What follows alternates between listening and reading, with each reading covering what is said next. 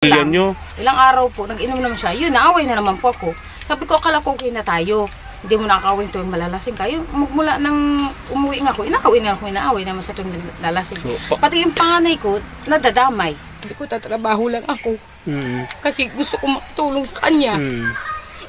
Kasi malaman ko, sinaktan na naman niya.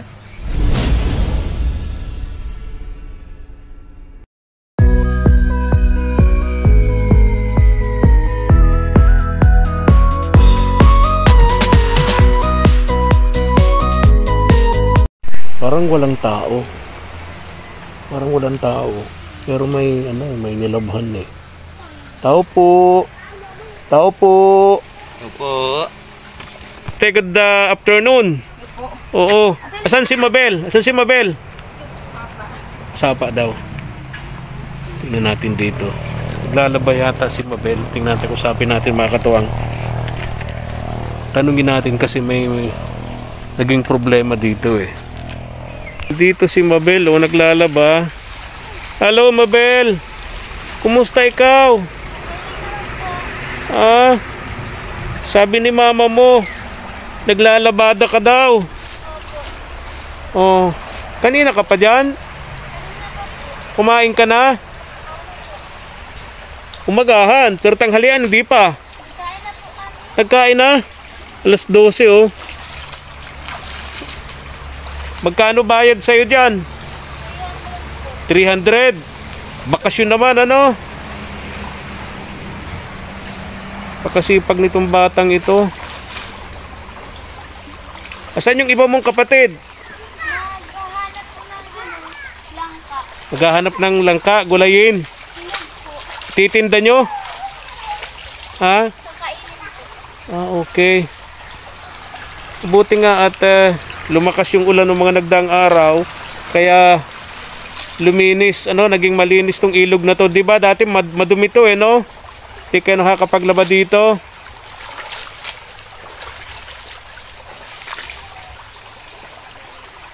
Kapag enroll ka na, Hindi pa? Anong year mo na sa sunod sa pasukan? Ha? Grade 8. Doon muna ako ha, kausapin ko si mama mo ha. Mamaya kausapin din kita ha. Karaban. Opo. Kausapin muna natin yung nanay ni Mabel. Pagka tumataas ang tubig na abot yung bahay na yan Kaya delikado sa mga bata. Buti na lang nandito na yung nanay nila, may mag-aasikaso na sa kanila. Ang problema, walang maghahanap buhay kasi may nangyaring hindi ka nais-nais sa kanila. Mga katuwang, alamin natin ngayong tanghali. Buti nandito na yung nanay nila, at least may mag-aasikaso na sa kanila. May bukol daw yan. May sa ulo. Na paano? Pero bigla na lang pong tumutubo. Siguro sa init yan, di ba? Sa init yan. May baba. Ay, sa init yan. Bless mga bata. Ikaw, bless. Ang babait naman. Ang babait naman. Ito si Bunso. Ay, yung Bunso pala yung nagdididik pa sa'yo, ano? Ito po. Ito na yun. Malaki na pala. Pong Bunso pa, 3 taon. Malaki na pala, ano? Wala yung iba. Kumusta kayo? Ayos naman po, medyo problema lang. Napasugod ako rito. Kasi nga may nabalitaan ako hindi maganda. Halika na Ako, awang-awa ako dito. Kay Mabel, napakasipag na anak mo naman ito, ate.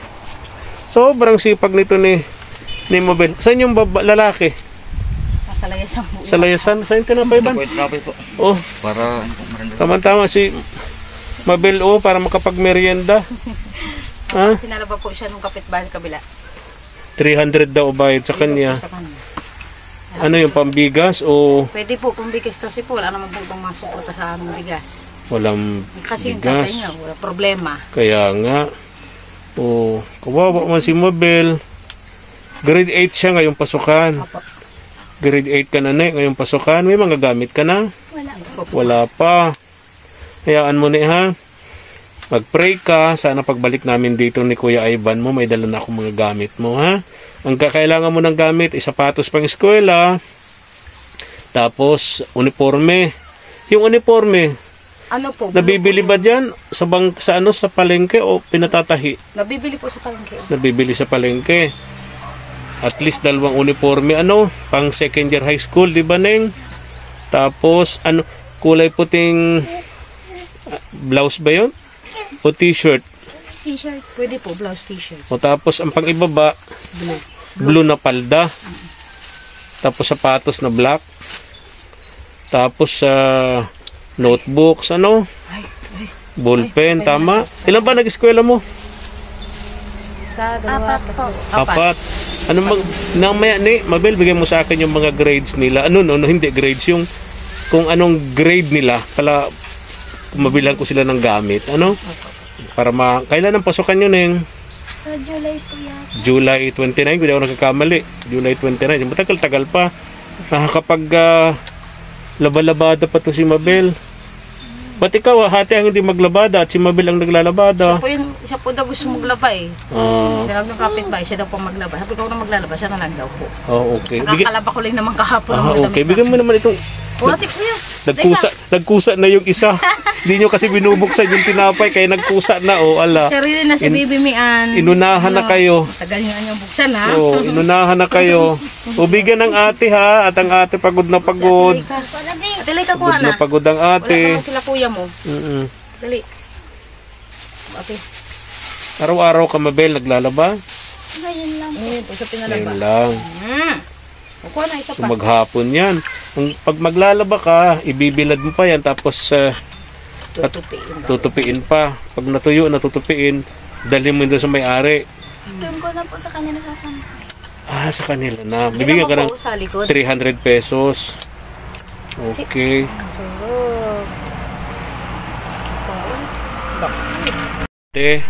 Giselle, may tatanong ako.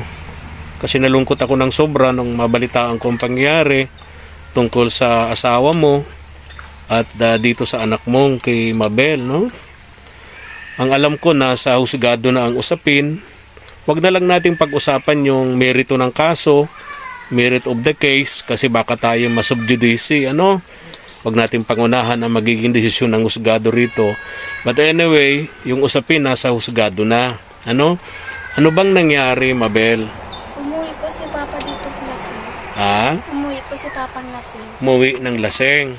Tapos Po, nagtanong po siya sa akin kung nakachat ko na daw po si Mama. Sabi ko hindi pa po ako nakakapag-computer. Tapos bigla na lang po siyang nagalit.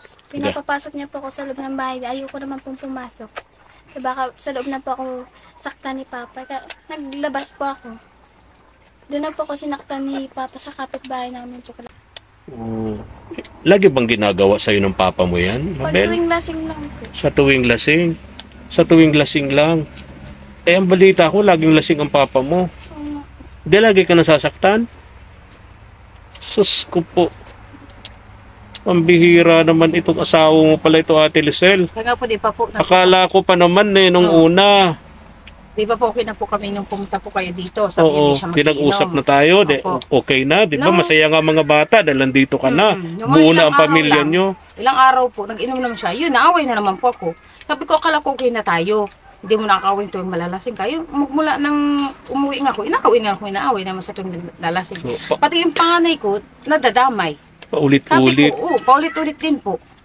Kahit magagising kami, galit na galit sa amin. Sinusumbat sa iyo yung mga nagawa mo. Sabi ko, hala ko baga okay na. Sabi ko, nag-uusap tayo, yung hindi ka nakakainom. Ay ngayon, okay na sana. Nag-usap na kami. Sabi ko, pasensya na kako sa mga nagawa ko. Sabi niya, okay na daw, wag na daw po banggitin yun. Kalimutan na. Ikaw kako, sabi, kalimutan na natin. Pero anong ginagawa mo pag nakakainom ka? Pag uwi mo, ako na naman yung bubuksan mo na naman ulit yung doon, about doon. Sabi ko, mas mabuti ka kung wala ako. So nag-extra muna po akong trabaho, 1 linggo. Okay. Ay, yun na po ang kinalabasan nila pag alis ko. Okay. So nung pagkagaling namin dito, nag-extra ka pala ng... Hindi pa po, nag-ilang araw pa naman po ako noon. Oo, nag-1 linggo ka. Nagtrabaho ka. Doon siya nagagalit ngayon. Lagi siyang lagi siyang naglalasing. Ano pag bubunton niya ng galit, itong anak mong si Mabel. Okay. So, nakakulong na siya. Andun po sa basod. Nakakulong na. Opo, nakakulong na po. Yung kaso ba, umuusad na sa korte, nasa piskalya na o nasa husgado na? Justice na po sa Nasa piskalya na. Opo. So, Maghihintay na lang po ng ano, hearing. yung pag-aresto sa kanya, may warrant of arrest or Wala. wala?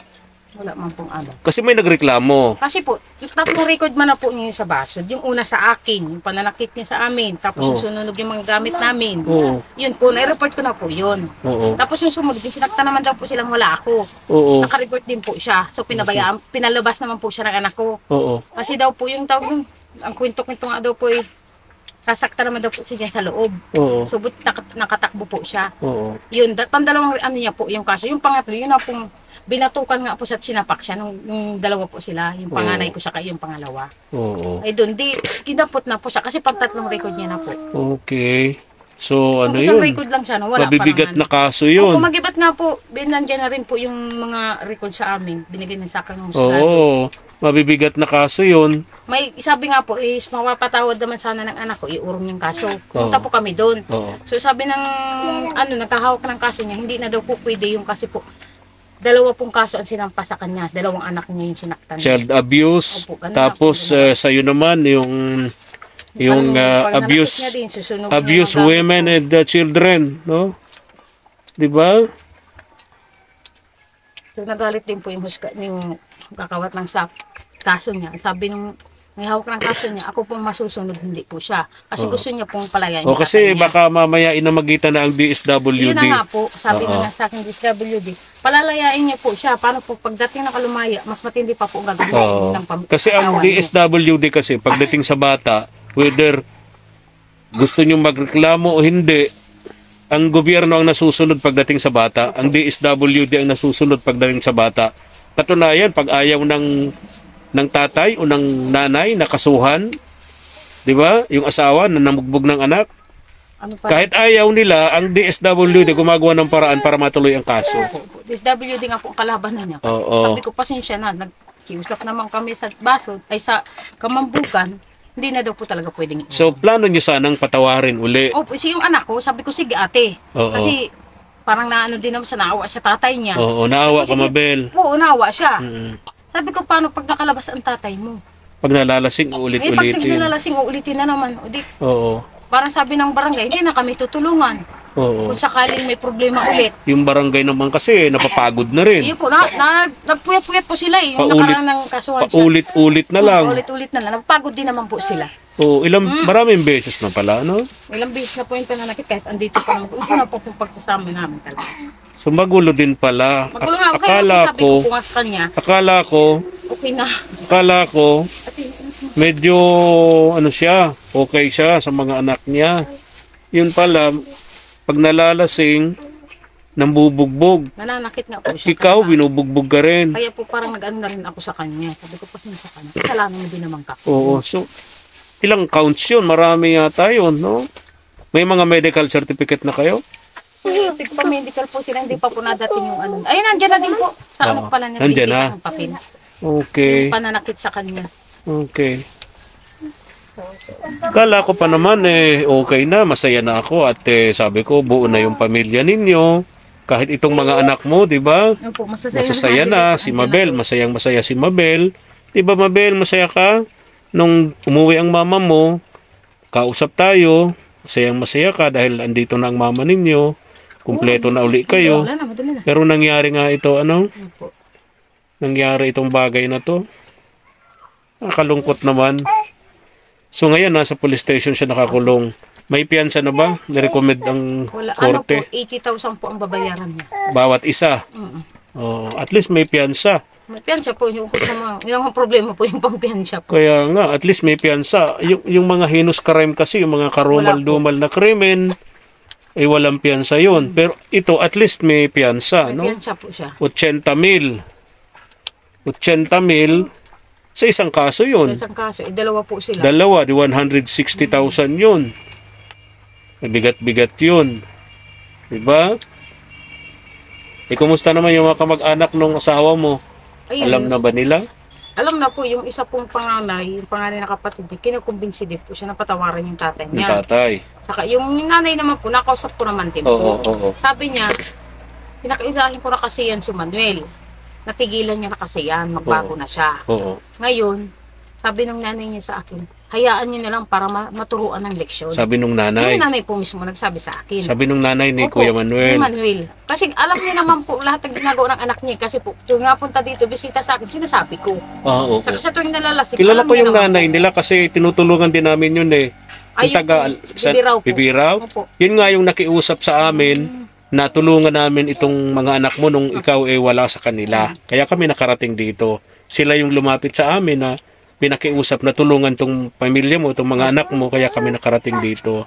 So sila mismo ang gusto, hayaan na lang. Hayaan na lang. Para mabigyan ng leksyon. Mabigyan pong leksyon, baka po sakaling magbago naman. Okay. Sabi ko, hindi ko sigurado, baka mas lalo pong lumala. Kasi nga, pinakulong na namin siya. Oo. Baka lalo pong magalit sa amin. Oo. Yung iniisip ko din doon. So anong ano ngayon? Ha? Ano nga po, ano din po ako dito. Nag-aalala kayo. Nag-aano din po ako. Natatakot kayo sa magiging kalagayan niyo. Kalagayan niya, sakaling makalabas man din siya. Wag. Yung kasing 80,000, pwedeng ano yon, pwedeng cash bond, pwedeng surety bond, pwedeng ano yan, pwedeng yung may lupa ba sila? Pwedeng gamitin yun, pampiyansa. Yung surety naman, ano yun? Parang 30%, halimbawa 80,000. 30% ng 80,000, magkano? Oh. Babayad ka doon sa surety bond, gagamitin mo yung pampiyansa para sa yung pansamantalang kalayaan. So mabigat-bigat pa rin. Ano? Mabigat-bigat pa rin. Tingin mo may tutulong sa kanya para makalabas ng kulungan. Sa tingin ko po, meron kasi may mga may tiyain po yung saka dalawang tiyain na sa ibang bansa po. So pwedeng tulungan. Pwede pong tulungan niya. Pwedeng tulungan. Opo. Okay. So, yan ang inaalala nyo. Nga po, kapag sinilungan niyo po nila yun, kasi parang sasabihin, isipin niyo, pinabayaan na namin siya. Oo. Kasi pinakulong namin. Oo. Kasi sabi ko, pasensya ka na kako. Kasi kasalanan mo din naman, dapat di mo sinaktan yung mga anak mo. Oo. Ay ngayon, umabot ka na dun sa point na 3 record ka na. Oo. Yung una palang record mo, ginawa mo sa akin, tapos yung pangalaw, sinaktan mo pala sila ulit, pinalaya ka ng anak mo. Oo. Agad din po siyang pinalaya noon. Oo. Kasi nakiusap na itong palayain nga agad. Oo. Tapos yung pangatlo na nga po, isip ko na, lalo na po yung anak ko, Oo. natakot na rin. Oo. Kaya diniretso na po niya, kinasol niya ng tatay niya. Ayun. So, ang takot mo ngayon, takot ninyo ngayon mag-iina, pagka nakalabas ng kulungan, Yun na nga din po. baka maghiganti sa inyo Yun po, yun na mag-iina. nga po. Kasi nagbanta pa rin po siya eh. Oo. Sa kanyang pagbabalik na daw po, Sabi, kami lahat. Banta niya po yun sa mga anak. Kaya po mga anak. kailan niya sinabi yun? Yung nalasing po yung tatay niya. Yung hinuli siya. Opo, yung hinuli siya. Yun ang inaano. Nakalagay sa blatter yun. Nakalagay ba yun, ate? Nilagay niyo sa blatter. Sila po yung Okay. nag-ano. Siya kinausap.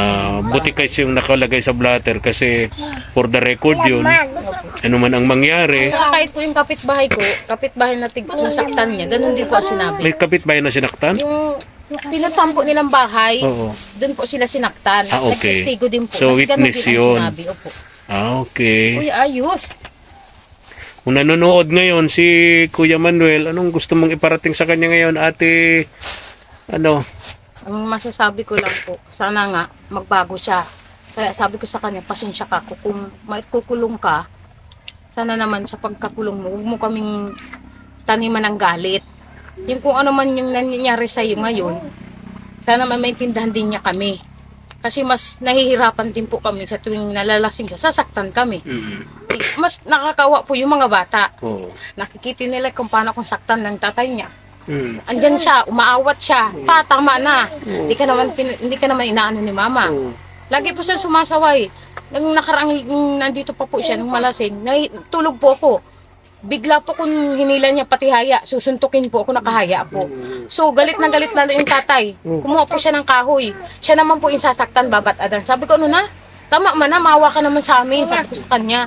Yung mga anak mo kakupubyan na sa iyo. Sa tuwing nalalasing kayo, itong panganay ko, tinatago na yung mga matutulis pong bagay na Sus ko po. pwedeng iano sa amin. Oo. Eh kasi sabi nga, magbabago daw siya. Puro ka magbabago. Gawin mo, huwag kang magparasalita. Oo. Kasi yung mga bata kako, lumalaki na hindi nagliliit.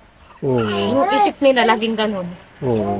Ba, pag lalaki kita ng umiinom dyan sa labas, nagiinom na naman si Papa. So nagkakatruma yung bata, Yun yung naman mga po anak niyo. inaano ko sa kanya. Kaya kung makukulong siya, sana naman tanggapin niya naman po yun. Oo. Kahit naman sabihin niya nagkamali ko sa kanya, sinabi ko naman na sa kanya yung totoo. Sana kako, maintindihan mo din ako. Naging tapat ka sa kanya. Naging tapat naman po ko sa Inamin kanya. mo na nagkasala Opo, ka. nagkasala po ako, sinabi ko sa kanya. Oo. Sana ngayon naman, kung yung pagmamahal na sinasabi mo noon ko sa'yo, siguro naunti-unti pong nawala yun. Yung parang pong pagmamahal, galit yung natira sa akin. Galit na naman. Galit na nga po yung ginulat. Hinaktan niya naman yung mga anak ko. Sabi ko, tatrabaho lang ako. Kasi gusto ko makatulong sa kanya. Kasi malaman ko, sinaktan na naman niya.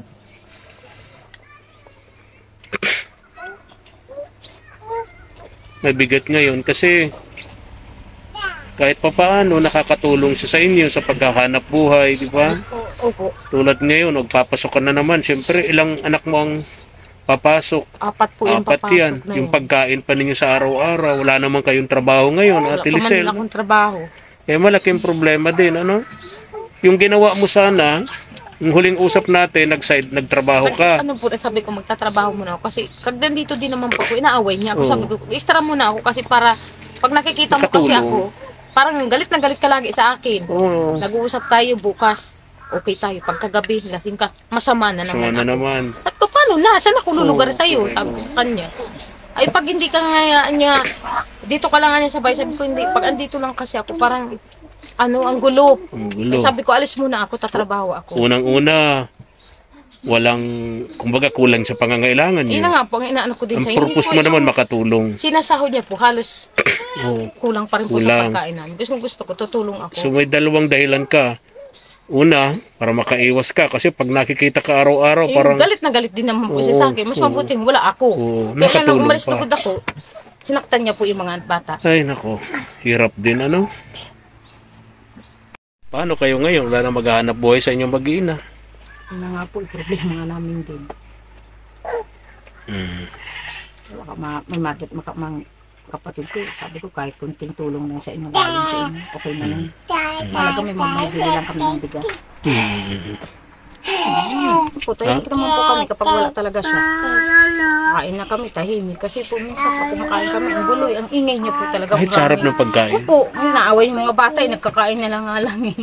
Sabi ko, wag mo na kasing pagpapagalitan kasi kumakain tayo. Pag maganda siguro kumain, yung tahimik. Oo. Sa maingay po talaga eh. Mayroon pang naririndi din po ako pag kumakain maingay.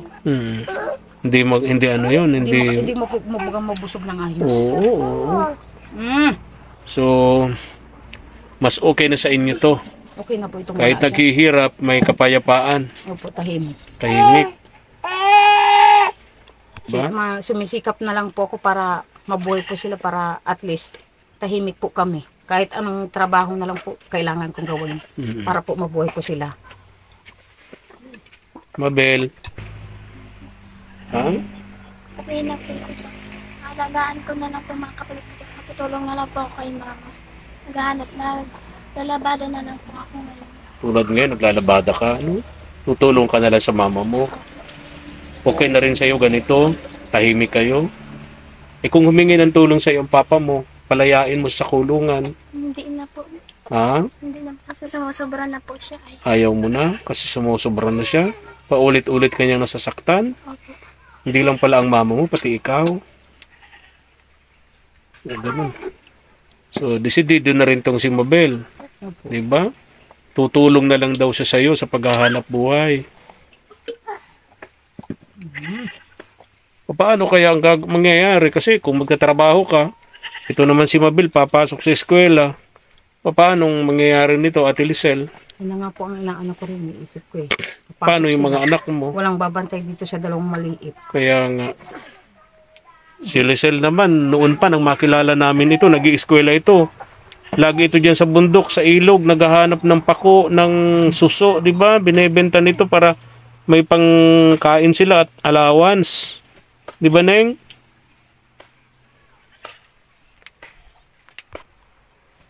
Kailan pasukan nyo, Lisel? Ay, ano, Lisel na pati. Baliktad na po. Mabel, Sa July po. July. Wala ka pang mga gamit. Pray ka, ha? Sana pagbalikod. Makapabili ako ng mga gamit mo, ha? Makabili ako ng mga gamit para sa eskwela. Sa darating na pasukan. July 29. Secondary high school ka, Neng, ano? Tapos yung mga kapatid mo, 4. Anong mga grade nun? Yung pangalawa, pang sunod po sa akin, grade 6 na po. Tapos ito po, grade 3. Grade 3. Tapos Tapos yung isa po, grade 1. grade 1. So, yun. Ikaw ay secondary high school. Yung sumunod ay Grade 6. grade 6. Tapos Grade 3. grade 3. Grade 1. Grade 1. Ayun. Para tinanong ko sa iyo, Mabel, para kung sakali makabili ako ng mga gamit nyo. Ano? Mga gamit nyo. Yung bang uniforme ninyo nabibili sa palengke? Yung pang ibaba at pang itaas, sapatos, ano? Bili kayo ng ano nyo, ulam, pagkain nyo, ha? Bigas. Oh, babalik na lang kami, ha? Apa. Ate Lisel, ha? Ingatan mo mga anak mo, ha? Oh. Yun pala ngayon, kaya ako napunta rito dahil dun sa nabalitaan ko. Ha?